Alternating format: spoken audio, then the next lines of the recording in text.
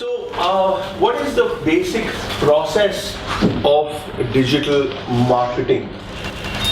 We are strangers. So there are strangers that come to your Facebook page, or there are strangers that come to your Instagram account. Our aim is to convert those strangers into visitors. So our content, like I said, content is king. There is no doubt about that.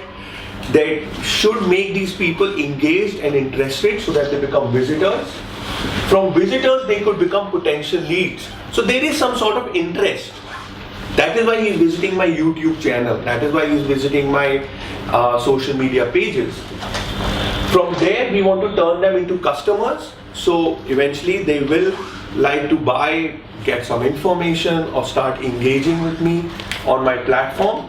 And eventually, I want them to have such a good experience on my media platform that they come back to me and start promoting my business. And this promotion is what we call going viral. Social media on mobile devices is becoming extremely important. Please keep in mind that anything that you do, that it is mobile friendly. First tool that we are going to talk about is search engine optimization. If today I go on Google, which holds about 85 to 90% of searches in the world, that if a relevant search is made on Google, my website comes on top. The next that we will discuss is pay-per-click. Pay-per-click is that when you see an ad, or when a patron or a customer sees an ad, they click on it and certain amount is deducted from your account. The best pay-per-click platform that we have is Google AdWords. Google AdWords and SEO is a similar concept. The main difference is SEO is organic and it takes time, while Google AdWords is you pay Google and instantly you will be on number one. The demerit is sometimes people don't know if you are a good business or not. Today I could also have a budget and not have a business but be number one on Google AdWords. A case study that we did was on Chumbak. Has everyone heard of Chumbak? Now you see that they have a lot of stores. It's a company that designs fridge magnet. They were able to use Google AdWords to increase their business sales. And this was a case study done by Google itself. So his whole strategy was that if someone is looking for a magnet, I want to be number one. In the last 3 years, they have got funded over $5 million. And today you see stores, physical stores of Chumbak in every mall. Their return on investment is 5 times. It's a 5x return on investment. The next platform that we are going to discuss is Google+. Google+ is not the most popular platform, but it is very good for SEO. The reason it's very good for SEO, you want to be ranked on Google. Google wants you to use its own products, and hence it would get your ranking to move up. Then we look at Twitter. Twitter for business. Twitter was launched in 2006. It gives you a limit of tweeting of 140 characters. How did Twitter come about? Because someone thought that status updates on Facebook is way cooler than anything else that Facebook does, and they converted it into a Twitter product. The other platform which is now gaining a lot of popularity is Instagram. What has happened as the evolution of digital marketing happens is people have less and less time to consume information. Instagram is nothing but sharing photographs, but your personal photographs. What is your perception?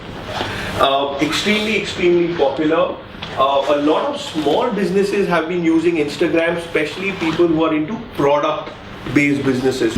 I first started using Instagram as a personal platform, and then realized this would be a great thing to define more clearly as a business tool. What used to be such a difficult process, getting out your big clunky camera, snapping all these pictures, editing it later. Now with Instagram, you can adjust all those little details in a picture and make it just what you want. The next thing that we are going to look at is Google Analytics. Like I was saying, reporting is something that small businesses definitely need to do. Google Analytics gives you certain elements which are very important. Number one, who is coming on my website? Number two, where are they coming from? And number three, how many are coming? It gives you, in a nutshell, that if you're targeting women, say in India, and all your traffic is getting spammed because it's coming from USA, you can make certain adjustments. It also tells you how much time someone is spending on your e-commerce site or your website. From there, I would like to move on to SMS blasts. SMS, I think, is a very cheap form of marketing. SMS is specially used in certain sectors, very popular, like property. SMS is something, I think, Abhiram, I think you can share an anecdote here, where the internet penetration is not there. The next aspect is email marketing. In email marketing, the tool that we look at is MailChimp. MailChimp gives you the power to send up to 2,000 mails for free. MailChimp is again a session that we do where we actually teach you how to use MailChimp. I have actually drawn out a step-by-step guide on how you can use MailChimp. Step 1, you register with MailChimp. Step 2, you create a list. When I say create a list, that means that you add the people who you want to send the email to, so you upload the email addresses. Step 3, you create a campaign. So when we are creating an email, we call it create a campaign. Then you choose a template. So MailChimp gives you certain templates that you can configure. You can add images, you can add hyperlinks, you can add a lot of, you can create basically a newsletter on MailChimp and finally send. The next aspect that we would like to touch is video marketing.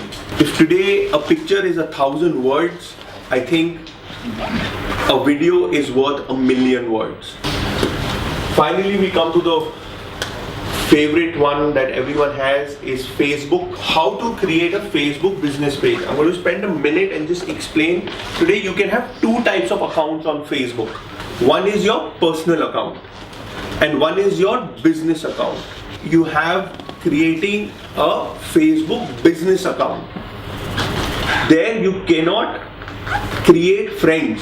You can invite people to like your page.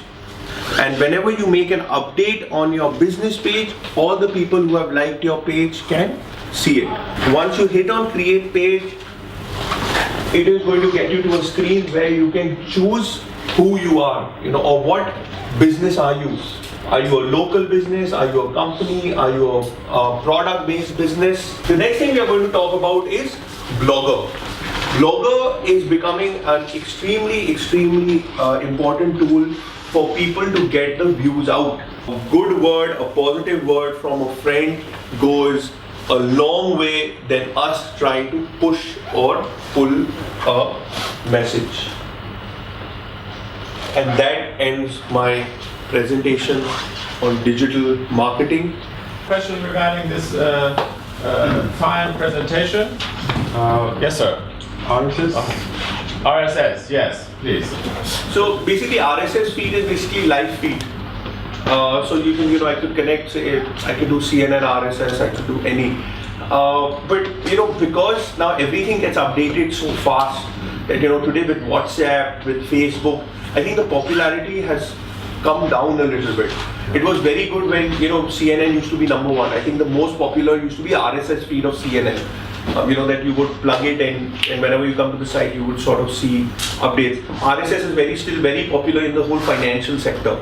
Where people want to get updates on stocks, people want to get updates on stock news. I'm extremely bullish on LinkedIn because I think number one, it's a professional network. I think now people are getting a bit tired hearing about people's personal lives. Number two, I think LinkedIn in this whole competitive market has become very, very important for hiring the right people. What I also want to emphasize, if you use it, always have a strategy in mind. Don't just jump into it and say, now we are opening a LinkedIn account. We went to this seminar of Naman Foundation, that's what, no. You have to have, for every medium in your institute, a strategy. The next message is, everything you're doing in this field is trial and error. It's experimental. Also, this workshop is an experiment, and we encourage you to do mistakes.